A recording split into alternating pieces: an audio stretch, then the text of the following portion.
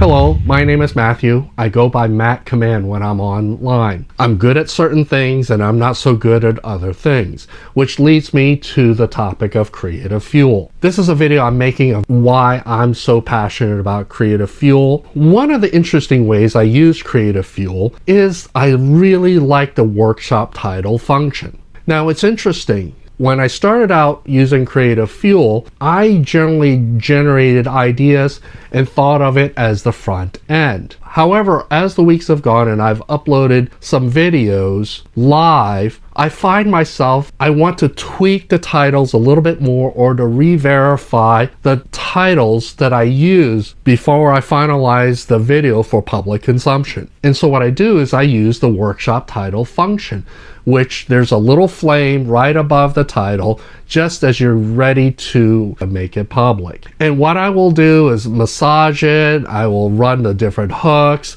and so forth. And it's interesting how you think about the title before you make the project versus after you make the video. And that's been my experience. What I have told the guys at Creative Fuel is I feel like the workshop title function is a little bit more powerful than it was originally intended, and I'm happy to report that they've built out that workshop title functionality to allow for more expansive hooks and more tweaking before I turn the video loose. If this intrigues you, I do have an affiliate link to Creative Fuel. You can try the free version. It doesn't cost you any money, but I really think that the workshop title function of Creative Fuel, as you're getting ready to let this video loose onto the public, it's such a cool thing.